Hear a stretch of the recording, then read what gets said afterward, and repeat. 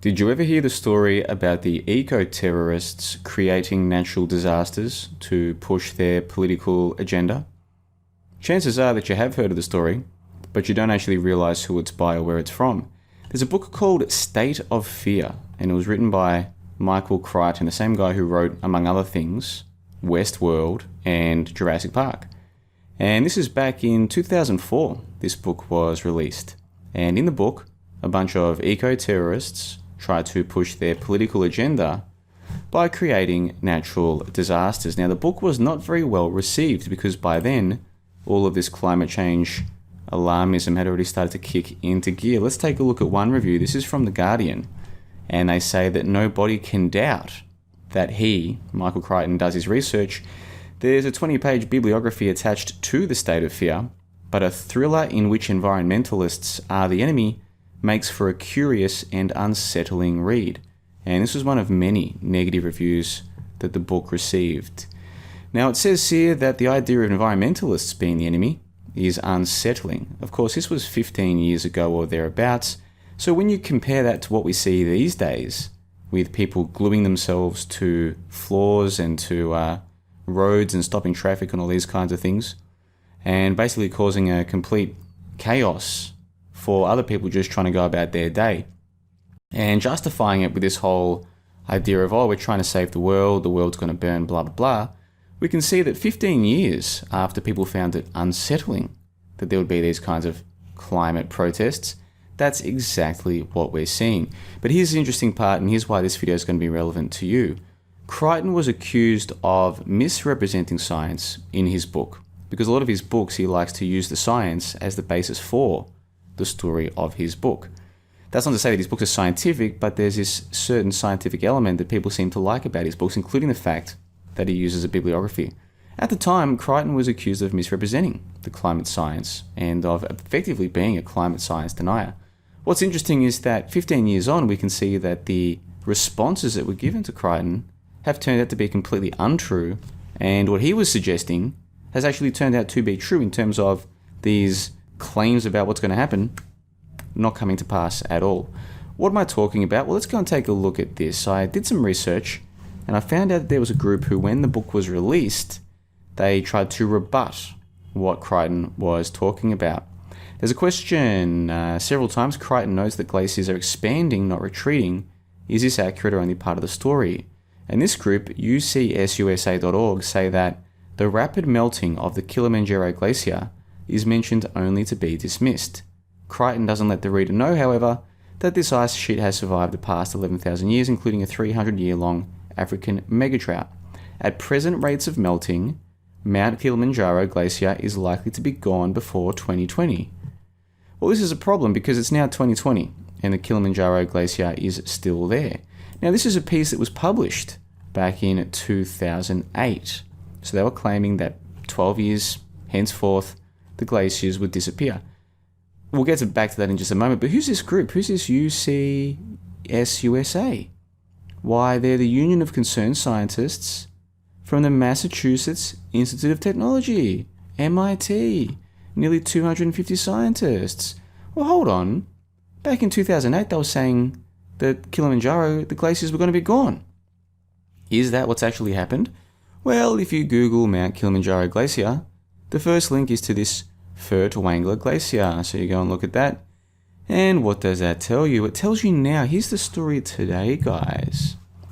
The story today is that at the current rate, it'll disappear by 2040 or maybe by 2060. So you can see they've kind of changed their story a little bit. Now they're saying, it'll disappear in another 10 or 20 years or 30 years. It'll disappear, guys, don't worry, but it's trust us, it's going to disappear.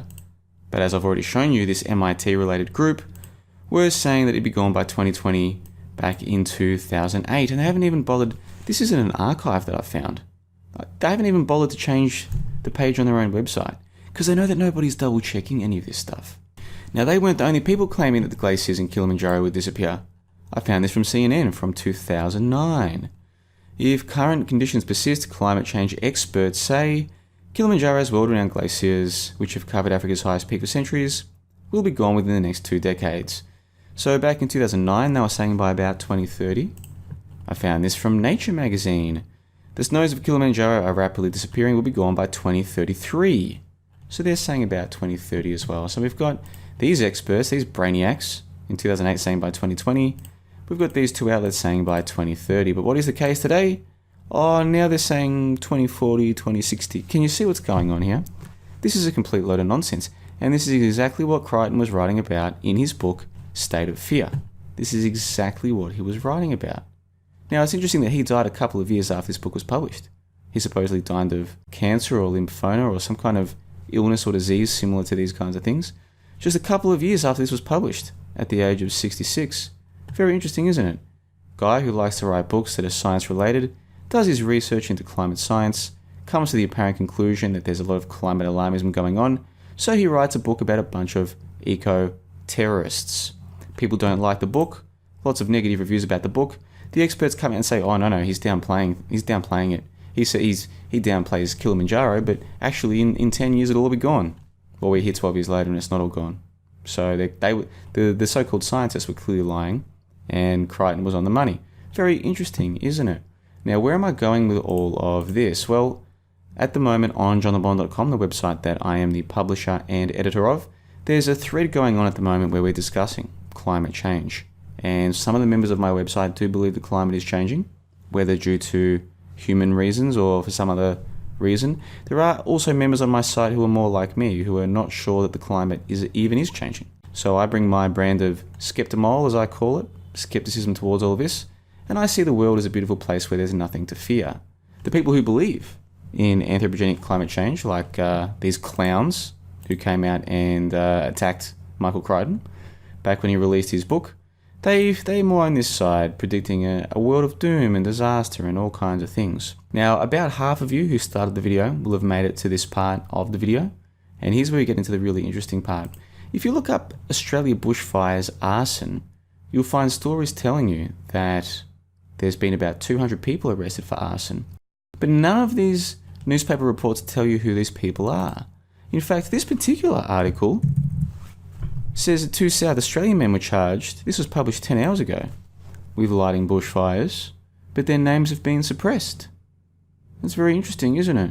So there are stories about arsonists causing all of these fires, these bushfires in Australia, but you can't find any articles explaining who these people are or what's going to happen to them. And in the rare case that you can find an article with more details, they still suppress the names of the alleged arsonists. It's very strange, isn't it? Don't you think? So we've got Australia, which is apparently burning, and all kinds of disaster. And boy, oh boy, it's horrible. Horrible stuff. It's turned all orange. Many people losing their homes and all kinds of things. And we're led to believe that this is all because of climate change. However, there are apparently arsonists on the loose, and we don't know who they are. What we do know is that when somebody wrote a book, a fictional tale about eco-terrorists causing natural disasters, that person was attacked by the so-called experts who told stories that have since been proven to be lies, and he was dead within a couple of years. All very interesting, isn't it? So I've just spent about the past 7 or 8 minutes explaining in this video that I think there might be something very suspicious going on with the Australian bushfires. There was a book published about 15 years ago about eco-terrorists creating natural disasters to push their political agenda.